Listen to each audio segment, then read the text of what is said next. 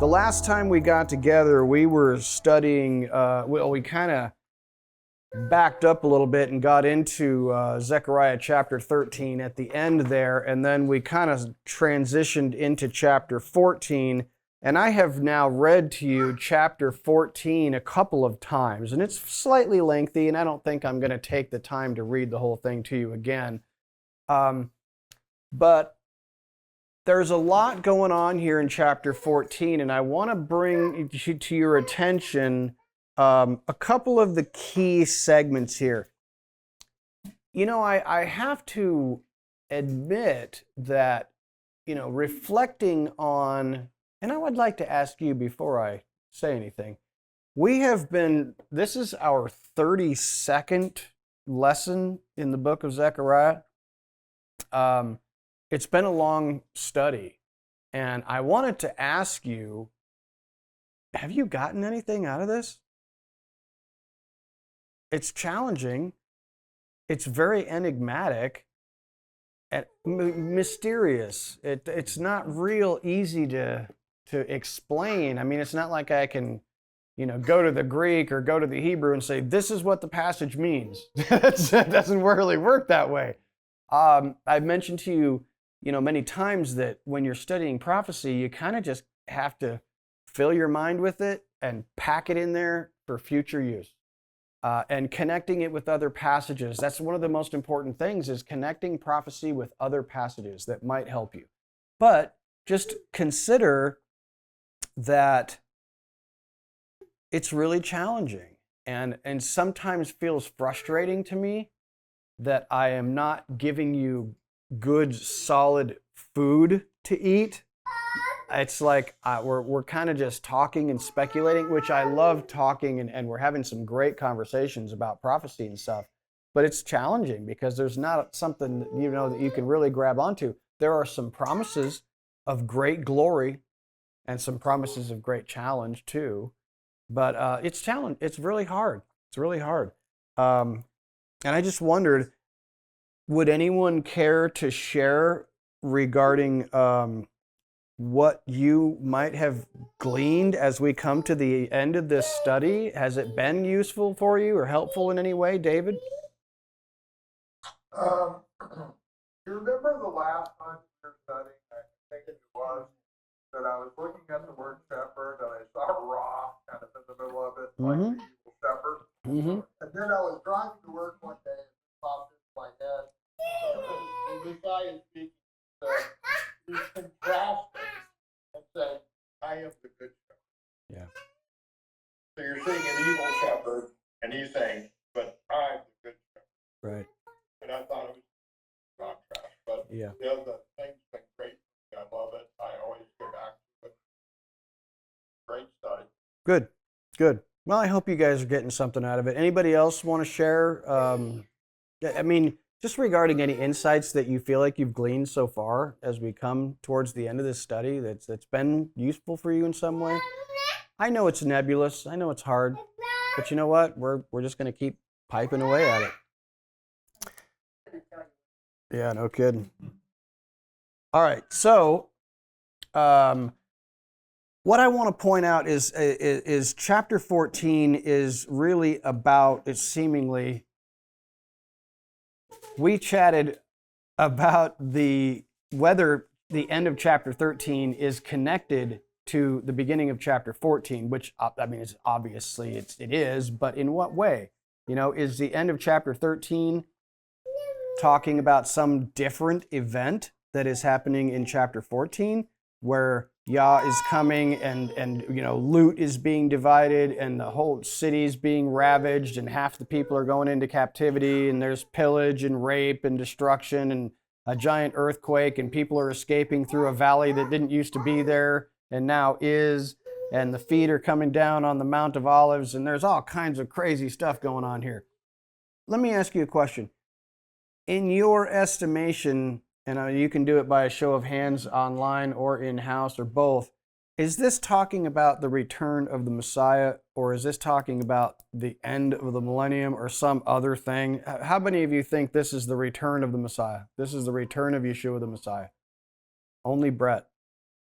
Okay. No hands online either. Well, so what? Well, I can fix that. Well, no one online raised their hands.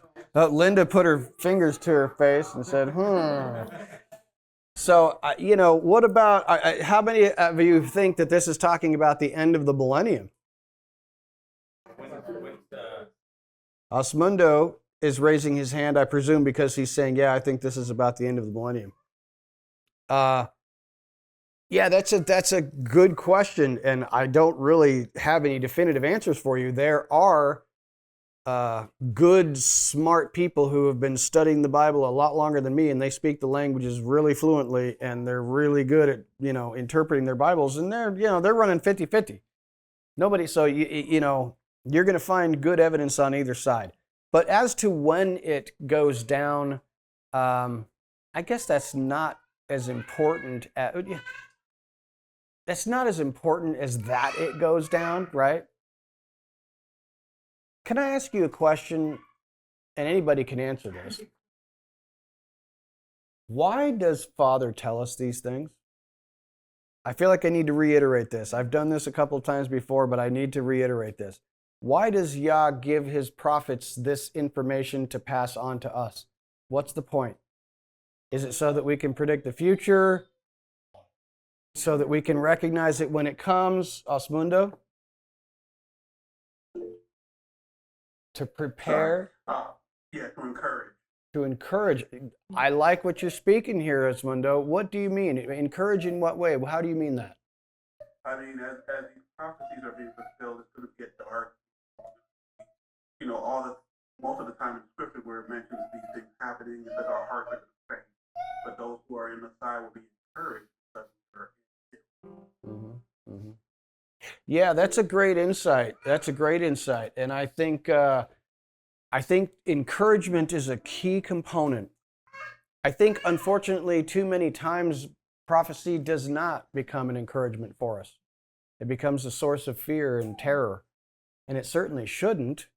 It should if you're an enemy of Yah, right? Or if you're rebellious or something like that. David? I think that the answer is twofold. I think there will be certain people that have understanding that can kind of glean the season or the time in which things are going to take place. But then I also think that there's a second purpose, and the words that are coming to mind is, and you shall know that I am the Lord. Yeah. Yeah, so that's a great observation, David, and I would say, and you shall know that I am Yah. When what?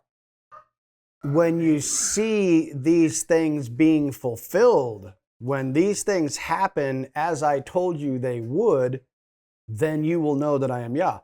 Frankly, you guys, that's the whole reason a big part of the reason that we believe the Bible, isn't it? Because of its prophetic nature. If it didn't have predictive capability of evidence of an outside source of intelligence that is not from this planet, universe, whatever, that is telling you what's going to happen in advance, it'd just be some religious pontifications from some guys throughout history, and it would not be nearly as important to us. This prophecy is the evidence of a supernatural author of the text. That's the important part. When you see these prophecies being fulfilled, it inspires you to know, Yah, He is God. And everything that He says is absolutely true. Wait for it. It's coming. Tracy. Yeah, I agree with that and with what David said, and also as Cecile had mentioned in the chat, to prepare us. And I think that is also what, because He loves us, He wants us to be prepared, know these things before they happen. And I was thinking about Messiah's words, and he says, I've told you these things so that when they happen, you will believe. Right. When you see these things happening so that you may believe. That's a great observation. In fact, where is that from, Tracy? What book of the Bible is that from? Is that from John? John, I'm going to say 7, but I have to Okay. look it up. You know what's fascinating?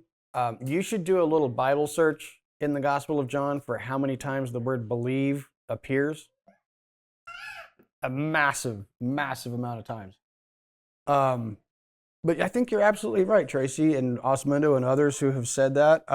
Now, many of you have said to prepare, and I think that is also critical so that you can prepare. The question is, prepare in what way, you know? And I think preparing, what's that? Yeah, preparing to hang on, steeling your heart. Let your heart be encouraged. You know, that was one of the things that always puzzled me about, I don't remember which psalm it is, but there is a psalm that says, take courage and let your heart be encouraged. It's like, wait, what a second. What are you saying? He's saying, encourage your own heart, and the helper will come along and help you. So you have a part to play in encouraging your own heart, but he will also encourage your heart. Osmundo? He also wants us to endure until the end. Endurance is a big one. Yes, absolutely. Enduring till the end is really big. Overcoming is another big one. And I think that's a key thing that we need to understand and probably do some more research on is overcoming. Overcoming what? That's the question. What am I, the one who overcomes and endures to the end will be saved or whatever. It's like, well, what am I overcoming? I mean, I have my opinion, but I'm sure you do too. Sir Steele? Or CC, shall I call you? Yeah, I said prepare in a sense of like spiritual, like the New Testament when he warned us that we was gonna be fighting against principalities. Can I get this word out? Of this world. So when we see all of these things happening, it goes back to what you said, not be discouraged. But when we see all these things happening, you know why they're happening. I prepared you for this to happen. Like spiritually, you should be walking with me. Yeah. And get in line with so that you're going through these things. You're not in panic. You're not in fear. You're not going through any of those things because I have already prepared you for this walk. Mm-hmm. That's a great insight. And I think it's Peter who says to us, my brethren, do not be surprised at the fiery ordeal that is coming upon you as though some strange thing were happening to you. You know, he predicted this. It's coming. You know it's coming. So don't be surprised. And I think, are you surprised? I'm not surprised. I'm not terribly surprised. Although I am astonished occasionally. Things are weird. Things weird are happening. Did you want to say something? Grab the microphone. Kind of communication. You think of in like that's how I would go. Right. That's something. That is something to hang on to. Absolutely. Yes, I am going to prepare a place for you, so that where I am, there you may be also. Great one. Well, I want to go. I just wanted to get those preliminary remarks out of the way, and I also want you to just remember that in our study of prophecy, there is a purpose. It's not just so we can pontificate about what's going to happen and when it's going to happen. That's really hard to know. But what is encouraging is, to just see the glory of Yah coming out, being exposed, and we can see it, and we'll know it when we see it, and we will be encouraged along the way.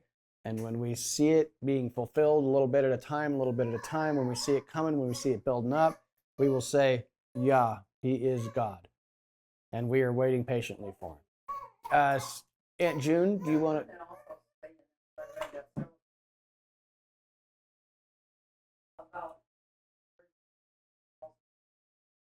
Yes.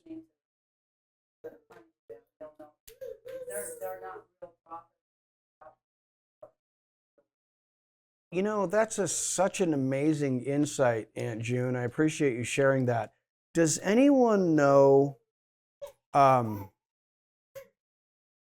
This is a fascinating discussion, and I don't know if we want to have it now, but you might want to. Does anyone know of any passage in the Bible that discusses a false prophet? No, I don't mean teachings about what to do about false prophets. I mean an actual false prophet. Well, is he talking about like Agabus? While Brett's looking that up, anybody else online or in-house know of any biblical examples of an actual person in the Bible who is a false prophet?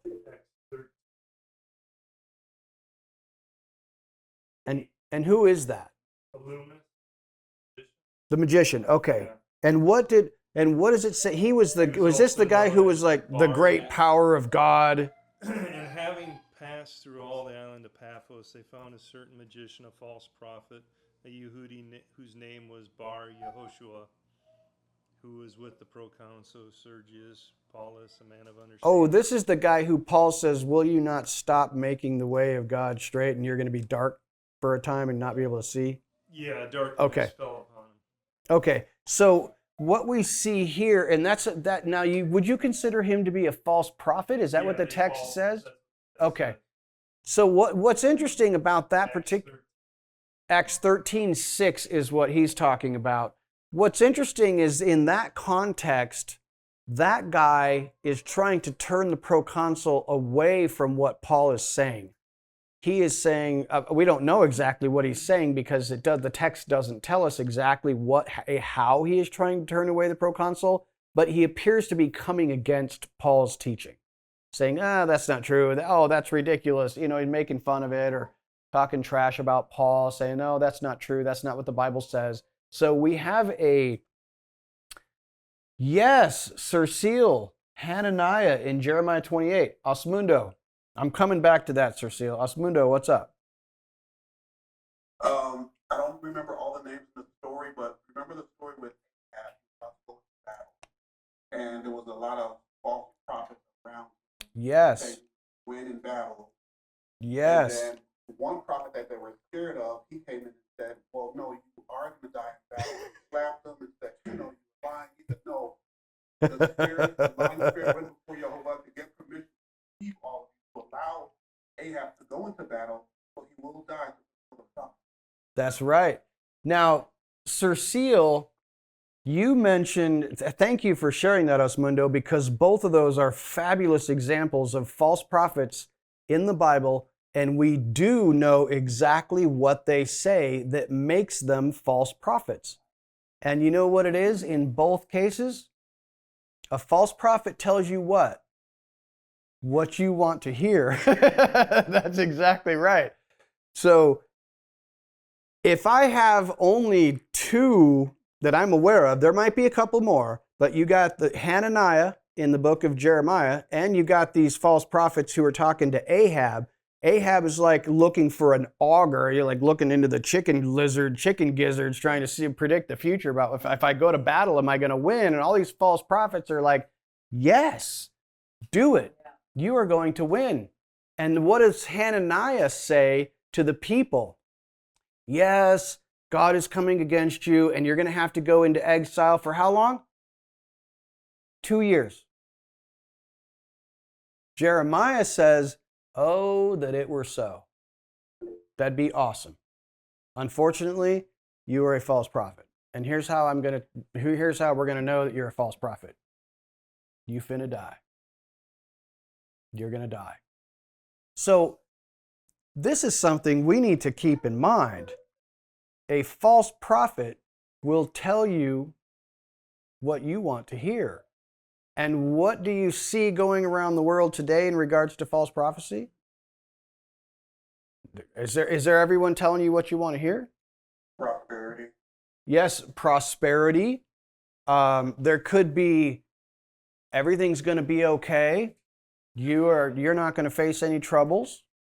We could have all kinds of prophets out there saying, don't worry about it. It's going to be fine. And I'm not being a doomsayer and saying that's right. I'm not saying it's not going to be fine or anything. I'm not trying to put a Debbie Downer situation on it. But unfortunately, the prophets who are talking to the people are most often saying, yeah, unfortunately, guys, I'm so sorry, but it's not going to be good. You have been unfaithful and you are deserving of death and destruction and exile and punishment, like we've been reading about here in the book of Zechariah in certain instances. However, what should that spur us to do? Change our hearts and minds and our ways and say, you are correct.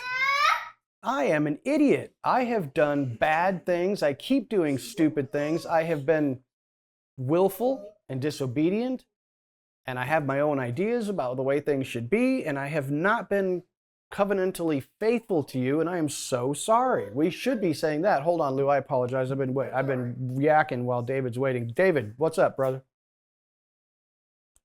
I have two quick comments. I think it's somewhere in Deuteronomy where it says, anyone who comes in the name of another God is a false prophet. Right.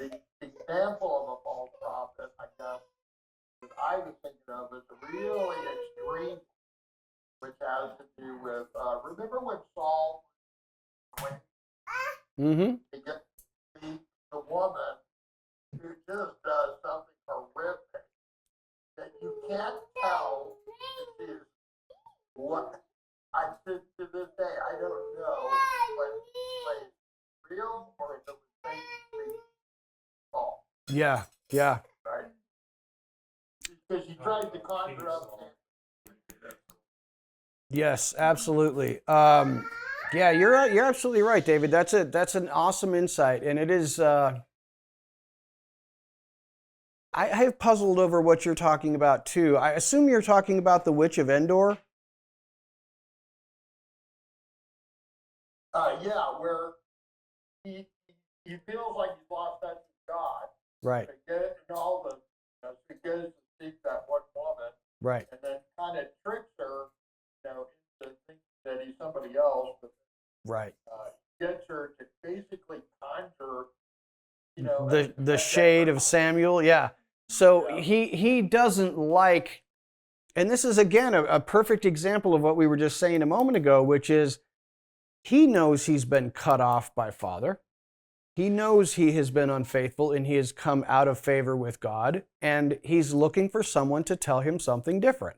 Unfortunately, he gets more than he bargains for. And Samuel, or some spirit that is portraying Samuel, I don't know what's going on there, but Samuel's like, yeah, dude, sorry, you're in trouble. So that's tough, man. That's tough. But I just want us to consider that there are only a few times in the Bible where we are actually told what a false prophet says, and it's always what you want to hear, and it's always good news. That just aligns right up with what you would like to hear. No. You know what? And you're right. You're right, Deb, that the Bible does have a lot of warnings for us. And unfortunately, I know what that's like to go to church and have your pastor kicking you in your butt every Sunday. That ain't fun. And you know what? Your church will empty out right quick. Because they don't want to hear the negative stuff. Or if you do too much of the heavy stuff, they need some encouragement. And you know what? A good father, if any of you are fathers, you need to balance some correction with some encouragement. How much? What's the balance, Lou? I'm just curious. What's the balance? Is it? Well, is there a healthy ratio? I think the balance is that a good father, and when you mess up, and he'll tell you about it. Yeah. Well, I'll give you a good example. One time, I actually smarted off to my mother. My dad followed me out the back door. I can't say everything he said, but he was going to knock my head off. And I got in my car, drove around the block 2 or 3 times, and then decided, well, I had to go home. So I did, and there, guess who was standing in the driveway? Your dad. My dad. He was waiting for you. He was. And I said, well, I got to face the music. So I got out. He walked over, put his arm around me, and said, we're family. I love you, and you will not talk to your mother like that. Is that okay? I said, yes, sir. You never forgot it. He must have known how to confront you. He did. He knew but your he spirit. did it in a loving way. Yeah, Just like God sometimes knocks you in the That's head right. a little bit that's right. and straightens you up. And That's there's right. one other thing. Monday, I go to a men's Bible study every Monday. Yeah. And they said something the other day that just, I don't know what applies to this, but it has kind of hit me right here. And it was, God's in your trials, but the devil's in your mistakes, That's good. That's a in good your one. temptations. Yeah, absolutely. That's a good one. I like that. Yeah, Hey, you're absolutely right. You're absolutely right. And I think, correction is difficult. And I like most fathers, I am challenged in that way to strike the right balance, of not being too condemnatory and being encouraging. That's such a hard thing to do. In fact, as far as I can tell, our Father in heaven is the only one that I have ever heard of who can very carefully and strategically balance justice and mercy. That's a part of God that is hard to emulate. Tracy, and then I'm coming back to you. I can tell from experience that when there's too much discipline or too much authority and not enough love, you're left feeling like you're not good enough. Mm-hmm. And like don't never be good enough. You're always constantly trying to be good enough. And that makes me think of how we then preach God to other people if we don't temper him with love and discipline together. We're going to sell them a mean, nasty God that's going to come and strike you down when that's not him at all. When you get to know him and you get to know his character, I totally read the scriptures differently. I don't see a mean, nasty God in the Old Testament. I see this loving God who's constantly reaching out and constantly trying to reach people with love. But there's always got to be discipline, because without discipline, that's not love either. Right. But just that's for me. I think we have to be careful about how we preach God and how we preach Messiah too. Because we feel with the other side of Messiah, it's all love, it's love. You do no wrong, but we know that will raise spoiled kids who just whatever they want. So Yeah. I heard it once said that, the difference between punishment and discipline is family. You see what I mean by that? The difference between punishment and discipline is family, meaning God will punish the ungodly because he has no connection with them and they are unfortunately going to be in trouble. But he corrects and disciplines his own children. The motive is totally different. You see what I mean? In that it's the family connection. You are his child. So he is disciplining you for your correction, whereas the ungodly who have no interest in what God wants, that's something different. That's not for you. It's the difference between what we were talking about a little bit ago, where it's like tribulation versus wrath. Tribulation, he says, you will go through tribulation. And we know what happens when we go through tribulation. Hopefully it drives us towards our Father. Whereas wrath, that's for the purposes of destruction. That's not for correction. Wrath is not for correction. Although it does, if I read my Bible correctly in the book of Revelation, at some point the wrath becomes so great that people are like, okay, wait, stop. Okay. God exists. We'll acknowledge it. Okay, so wrath even does have It will come to that with wrath at some point. Unfortunately, it has to go much further. Like with a rebellious child, the punishment is often greater with a rebellious child. They have a thicker skin, a harder head, a stiff neck, and an iron forehead. Have we heard this before? Unfortunately, that's God's children. That's the way they often behave. Lou? Well, I just want to say that when I was principal, I had to discipline Yeah. kids. But one thing they knew about Mr. Stuckey was that in 1 minute he disciplined you, and maybe in the next minute he had his arm around you, and we were talking it over. Yeah. Or I'd see him in the mall, and they'd think, "Oh, you're talking to me?" And I think that's the way we have to do with our family. Yeah. Yes, you have to discipline, Right. and God doesn't throw me away because I mess up. Sure. And That's he, true. he says hi to me the next day. He does. And that's the way it should be. Yeah. Gracie, would you grab that? I don't know where it says it, but I remember hearing it in the home when we were going through something that Mom or Dad was correcting us for, was whom the Lord loveth, he chasteneth. Mm-hmm. If we're not correcting you, because we know it's what God says is not right to do, he's put us here with the flesh on, to chasten. Yeah. It doesn't mean you're not loved. Right. It means you are loved. Yep. Absolutely. Absolutely. Delightful. Delightful, you guys. Great conversation. We have not spoken about Zechariah chapter 14 at all, but that's okay. It's okay. It's all right. But wonderful, wonderful insights, and I'm so glad I get to talk with you. It's my fault, I know. I totally lead you off of the path. In the book of Zechariah chapter 14, I just want to bring to your attention a couple of things regarding the initial verses in this chapter, okay?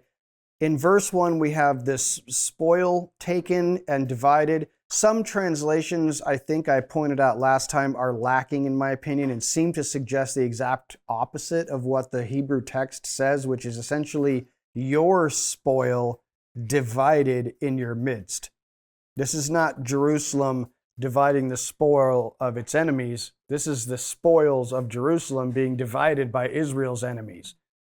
So that goes much better with the context of chapter 13 and chapter 14 with this great trouble that we see at the end of chapter 13 and the beginning of 14 and into 14 quite a ways. Now, all nations come seemingly for the rape and pillage of Jerusalem.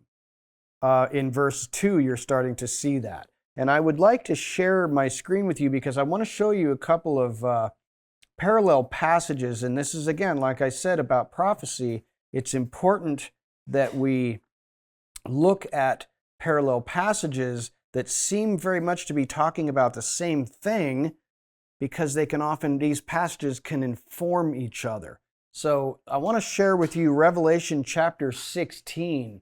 So if you have your Bible and you want to open it up, take a look at Revelation 16, and I'm going to look at 13, 14, and 18. I'm going to jump around just a wee bit because I think that this is connected with this pillage of Jerusalem and half the city going into exile. It says in Revelation 16:13, "And I saw coming out of the mouth of the dragon and out of the mouth of the beast and out of the mouth of the false prophet 3 unclean spirits as frogs, for they are spirits of demons, doing signs which go out to the kings of the entire world to gather them to the battle of that great day of Yah the Almighty.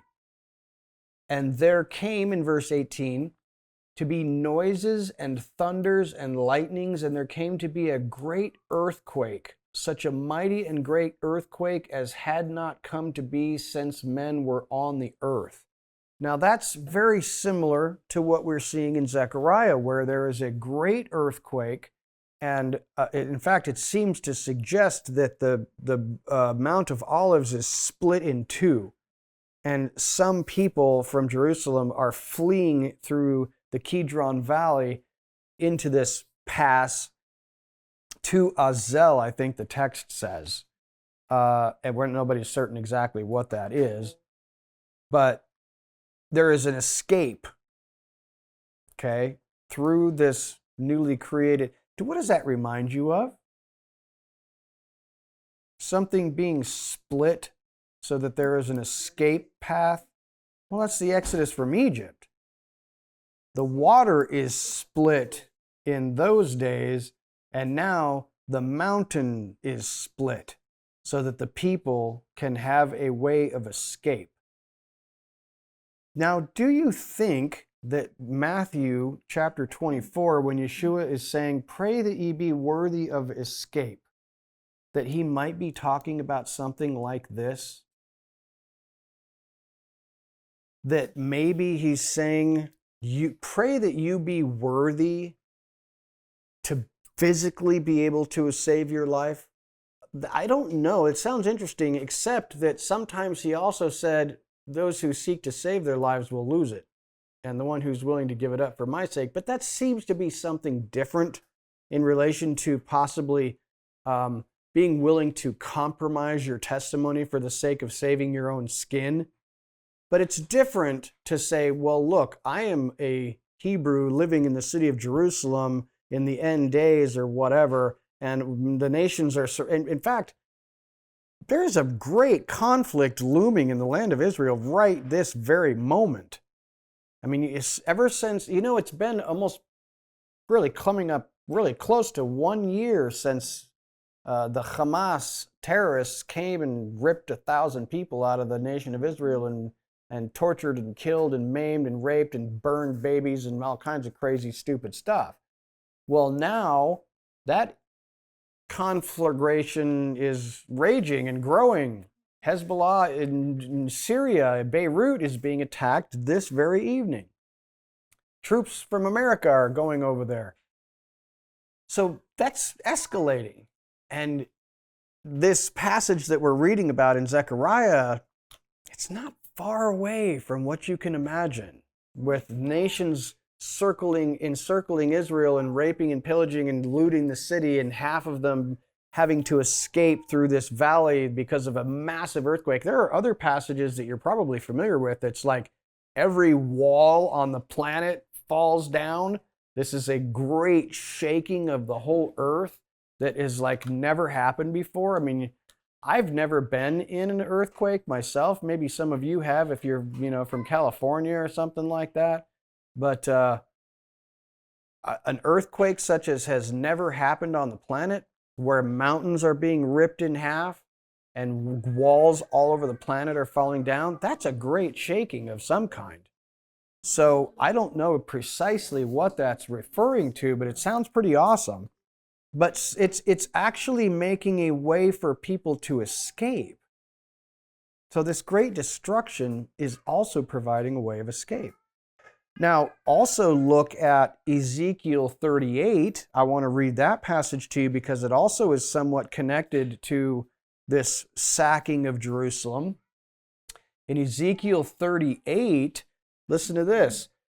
38:18 says, now on that day, the day when Gog comes against the land of Israel, this is the declaration of the Lord, Yehovah, my wrath will flare up. I swear in my zeal and fiery rage. On that day there will be a great earthquake in the land of Israel. The fish of the sea, the birds of the sky, the animals of the field, every creature that crawls on the ground and every human being on the face of the earth will tremble before me. The mountains will be thrown down, the cliffs will collapse, and every wall will fall to the ground. Now, this seems to be talking about that earthquake that I talked about a moment ago, which is every human on the face of the earth will tremble before him because of this earthquake. Now, is it possible that this is figurative and not literal? Well, you'd have to take that quite far to say this is figurative and not literal, because we got valleys being created and mountains being split and people fleeing through here and walls falling down. This is when I look at the text and I say, okay, the author has taken this metaphor so far that I can't say that's figurative. You know what I'm saying? It's like people talk about, well, is there going to be another temple in the millennium, like Ezekiel's temple, and when you got like 15 chapters going into exquisite detail about this third millennial temple or whatever you want to call it. That's where it crosses a line to me. It's like, man, this Father has revealed so much information about this third temple that it would be really difficult to interpret that as a metaphor. There's so much detail, and people are like, well, I feel that way sometimes about the Antichrist. I'm like, man, there's so many details about the Antichrist. It's hard to think that that's just a metaphor. There's just too many details. It has to be embodied in a man.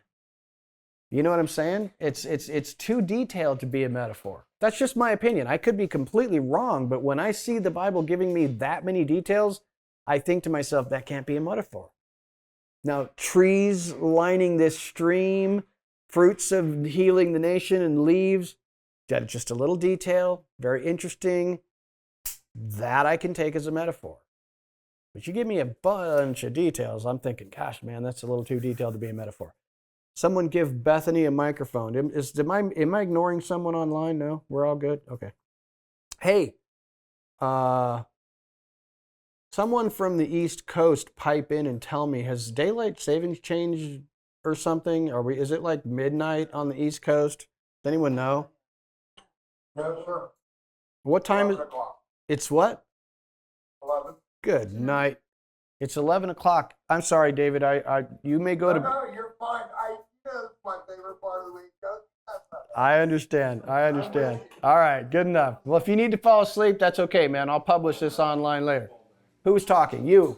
Go. I had a quick question. So when we see him describe stuff like this before, can we look back at other times he's described these things and they've happened? Like the destruction of Jerusalem, where they're like, it might be figurative, and it wasn't. It actually happened that way. And the wording he uses there sounds very similar, not as much figurative as when he uses it here.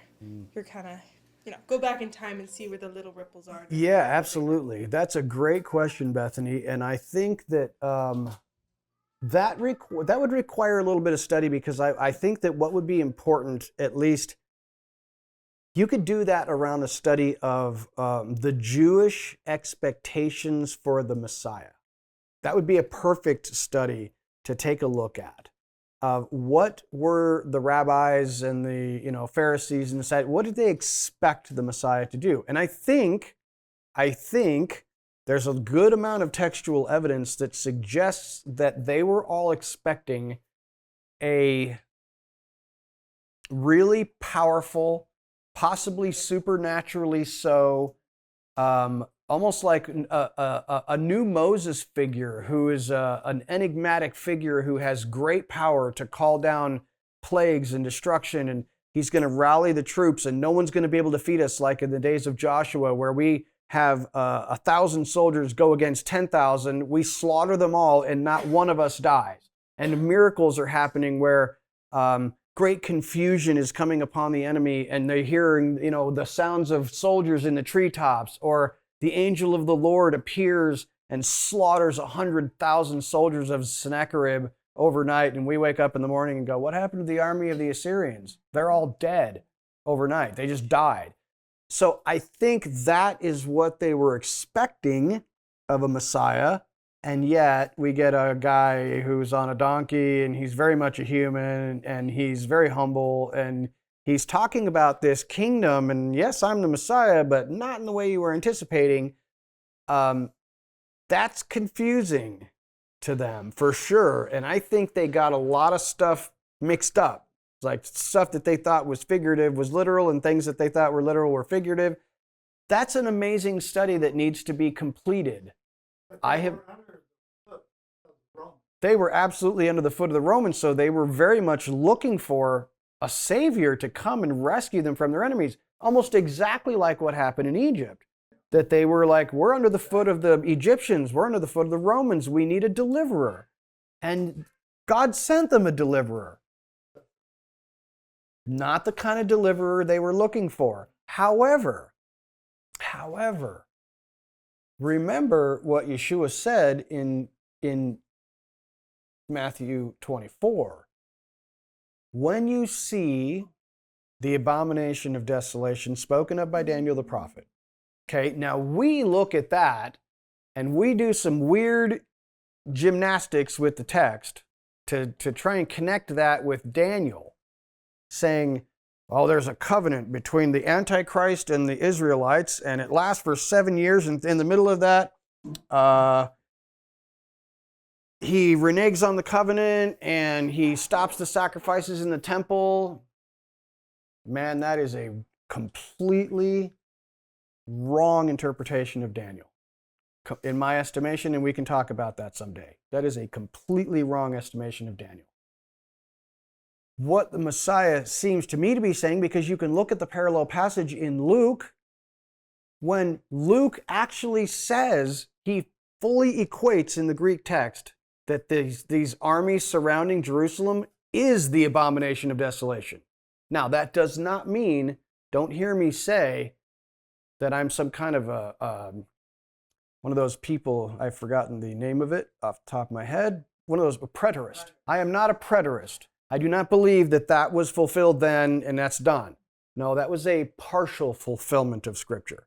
Okay, so what is happening there is, you know how it's cyclical, it keeps happening. Okay, so when the Israelites living in Yeshua's day and after his death, his disciples, his followers, when they saw the abomination of desolation approaching, what did he say? Flee. Run from Jerusalem. Now, how many people left? I don't know. Could it have been half? Wouldn't that be interesting?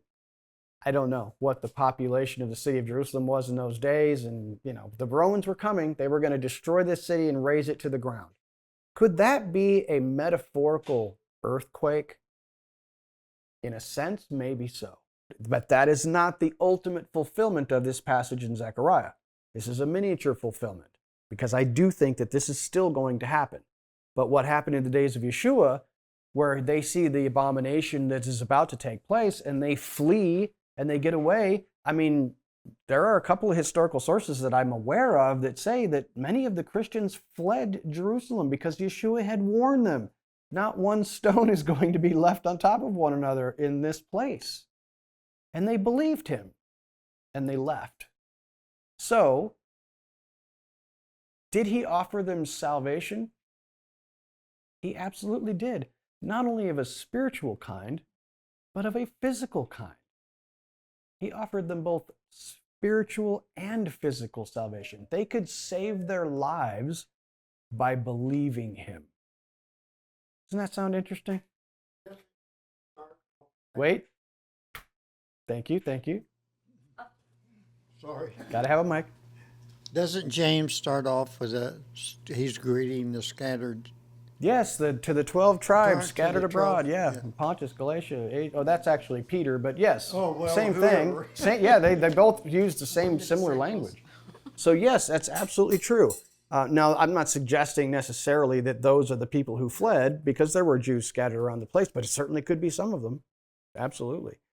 So this surrounding of Jerusalem and stuff, that's a tremendous thing. And you know, you see this, the feet touching the Mount of Olives. Who is that? This literally, the text seems to be suggesting that we're talking about Yah himself touching down on the Mount of Olives. Now, I don't know what to do with that, because Yah doesn't have feet. The scripture, I apologize, I'm pulling it up right now. That is verse 4, Zechariah 14:4. In that day his feet will stand on the Mount of Olives, which is in the front of Jerusalem on the east. Okay? Well, we assume that it's Yeshua. Why do we assume that? Yeah, but where do we have anywhere that it says he's coming back on the Mount of Olives? It actually does, and Brett's about to find it. Well, look at Acts chapter 1, verse 10. Okay, so in Acts chapter 1, it says, and these disciples who had just watched Yeshua go up into the clouds on the Mount of Olives, were gazing into heaven as he went up. Behold, two men stood by them dressed in white, and they said to them, Men of the Galilee, why do you stand there looking up into the heaven? This same Yeshua who was taken up from you into the heaven shall come in the same way as you saw him go. Presumably in the same spot. I take it to mean that. You watched him go up, you're going to see him come down. Right here. I think that's one of the primary reasons that people connect this to this passage in Zechariah chapter 14, verse 4, and that we interpret this as being Yeshua coming back to the planet and landing on the Mount of Olives. Okay? That seems to be, my interpretation of it. Lori, what in the world? Steven. Oh, it's Steven? What's up, Steve? I have a question. I don't know if it's relevant or not in this situation, but in verse 4, it talks about Mount of Olives splitting. When we were in Jerusalem, one of the tour guides that we had made a point of saying that Jerusalem, if you look at the topography of Jerusalem, it forms a sheen or shin or A shin, yeah. what we would look at and say it's a W, Right. but whatever. When you look at the valleys, it forms a shin. Now, what this is talking about, Zechariah, splitting the Mount of Olives, it sits on the west, East. splits it from the east to the west. It's actually changing. Mount of Olives is, yes, you're right. Yeah, the Mount of Olives Whatever is it east doesn't of matter. Jerusalem. We're talking about changing the topography of Jerusalem. Right. Yeah, that's your. I find that interesting. It's fascinating. Absolutely, you're completely right, because in verses 4 and 5, and it also comes down in verse 10. You see the topography of the land changing entirely. It seems like this earthquake might result in this. I'm not totally certain, but it seems like this earthquake is not just splitting this mountain, but it appears to be turning the whole thing into a plain and Jerusalem being raised up. Now, I was willing to look at that and say, well, that might be figurative. Okay, this is not, you're getting some detail, not a ton of detail, but is it possible that what we're talking about here is simply figurative because the physical presence of Yah is coming down and now residing in Jerusalem? Would that metaphorically elevate the city of Jerusalem? Well, it certainly would. But would it also flatten all the hills and make it a plain and make every mountain fall down or every wall fall down? I'm not sure, but I think, I don't know. What do you guys think? Is this literally talking about the everything around Jerusalem being flattened and literally the Mount Moriah being raised up? Yep. You need a camping spot, don't you? That's a good point. That is actually a quite good point. That, if Jerusalem, because see, right now, Jerusalem is not the only mountain. I mean, Jerusalem is on Mount Moriah, right? I've never been there. Steve has. He can probably tell you. There are other mountains. I mean, the Mount of Olives is right across the valley. And I think there's other mountains in there. If you're standing in the city of Jerusalem and looking out, there are other mountains nearby. Now, we know that Father has a lot to say about high places and that he doesn't want people worshiping on other mountains. So it would make sense to me literally for other mountains to be flattened and the city of Jerusalem being elevated above all of them. And Bryce makes a good point that if all of these nations, and you start looking at later on in this chapter, all of these nations must come to the land of Israel to celebrate Sukkot every year, or they will not get rain.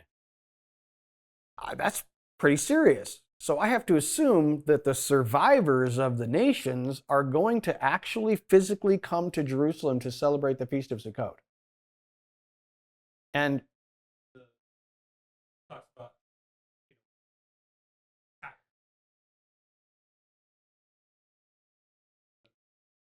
Metaphorical. Yeah, no, that's a good. Mm-hmm.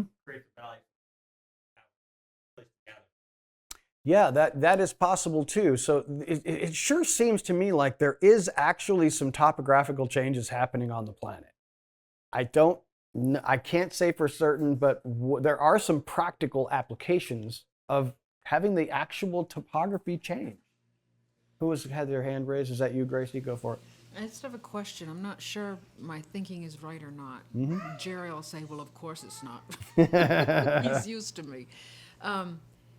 I keep thinking of up north of us quite a ways in, what's the big national park there up there where they're getting Yosemite? Yeah, where they're getting all the volcano and Yeah, stuff. yeah, that's the Yosemite, sure.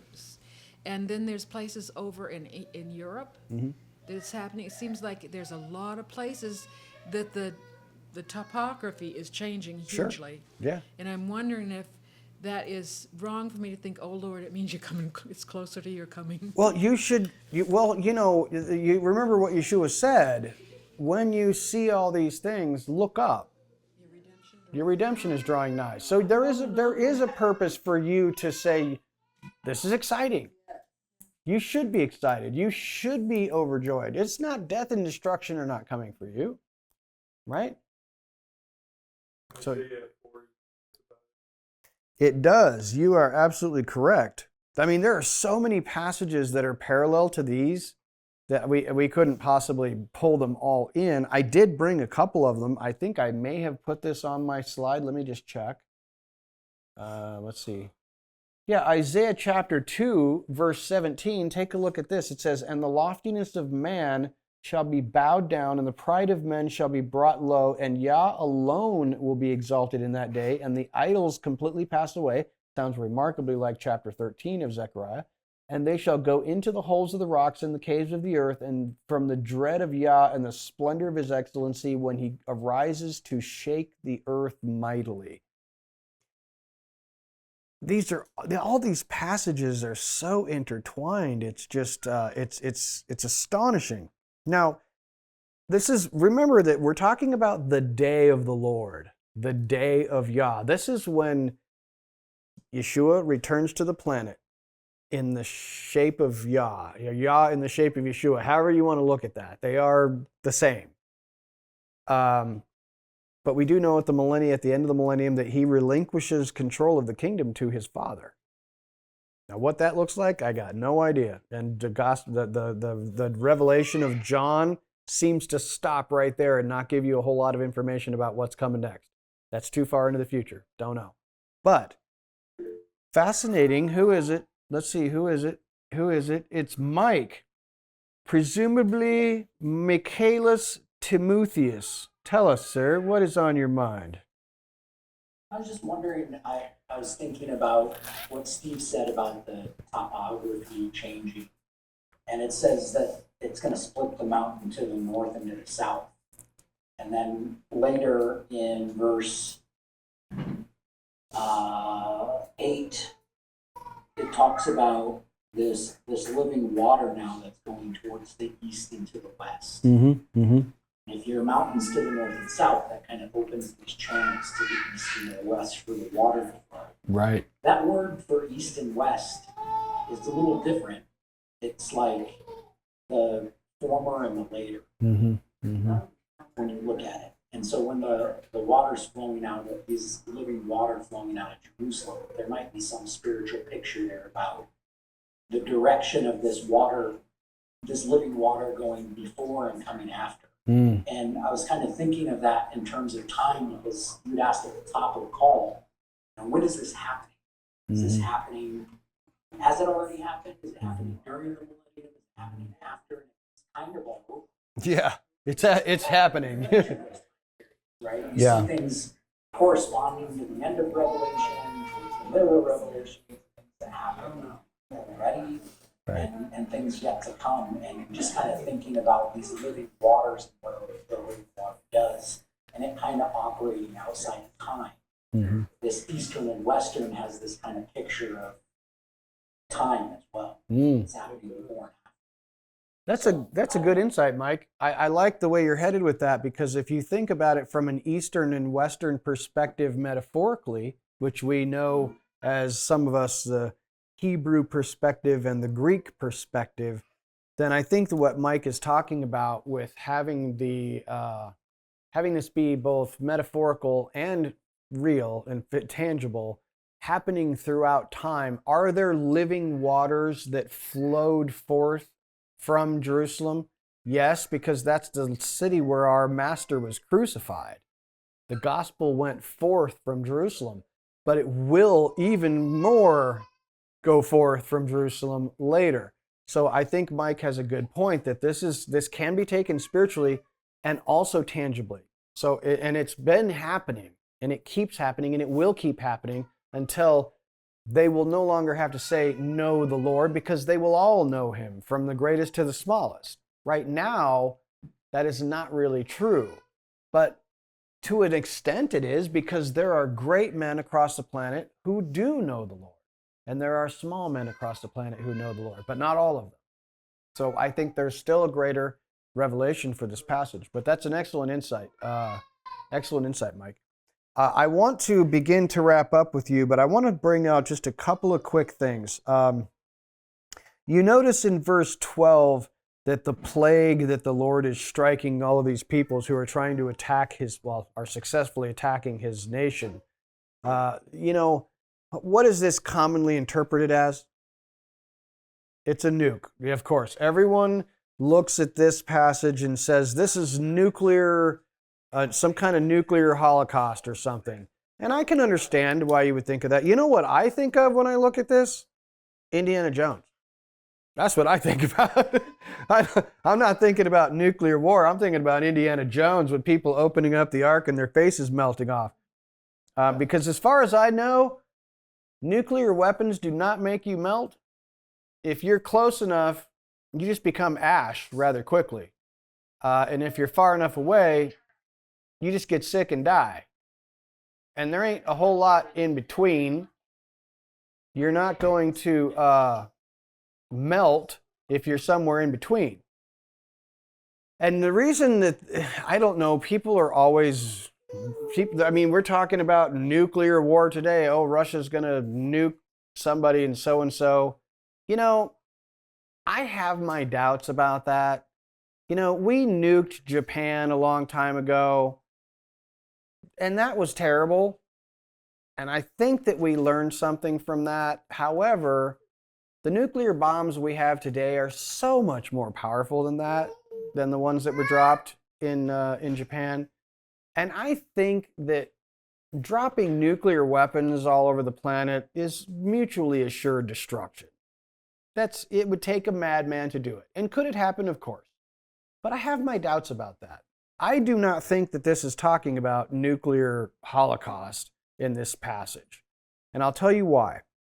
Because the plague, it says that this is the plague with which the Lord will strike all the peoples who have gone to war against Jerusalem. It literally says plague. And what's that Hebrew word, Tracy? I'm just kidding. I'm calling you out on the carpet. I apologize. Who's got the word handy? I don't know how many of you got your Hebrew transliteration. It's verse 12 or 15, yeah. So this is the plague. Yeah, magapha, however you want to say that. And it's plague in English. And it's interesting, when you look at that Hebrew word is used exclusively for supernatural acts of God. And in fact, I want to share with you this passage because this is critical. And if you've gone through the Torah cycle and you know your Torah, you'll know exactly what's coming up here. Exodus chapter 9. This is the 7th plague in Egypt. And this one is special.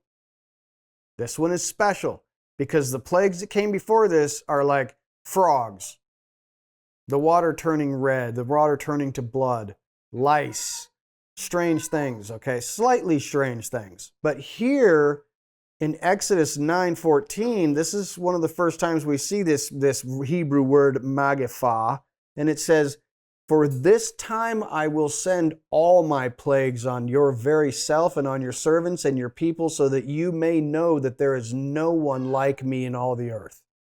Now, what happens here? In verse 23, you drop down, it says, Moses extended his staff toward the sky, and Yah sent thunder and hail, and fire fell to the earth. So Yah caused hail to rain down on the land of Egypt. Hail fell, and fire mingled with the hail. The hail was so severe that there had not been any like it in all the land of Egypt since it had become a nation.